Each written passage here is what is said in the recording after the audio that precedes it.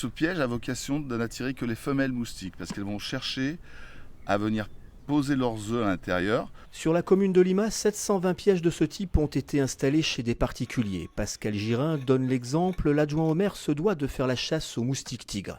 Pour éviter la prolifération de cet insecte vecteur de maladies, en plus de ce dispositif écologique, des gestes simples sont à adopter pour éviter les gîtes larvaires. Dès qu'il y a eu une pluie par exemple, refaire un tour de son jardin et vider tous les récipients qui pourraient contenir de l'eau.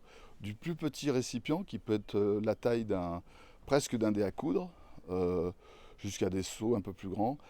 Vider et couvrir les potentielles réserves d'eau, vérifier aussi l'écoulement des gouttières. Dans le Rhône, 67 communes sont colonisées par ce nuisible. Lima est pilote et mène des expérimentations pour à terme déployer un plan de lutte départemental. La première chose déjà, c'est d'être irréprochable chez nous. Donc on fait des actions déjà dans le domaine public et après on fait effectivement de l'information, on fait des déplacements chez les gens.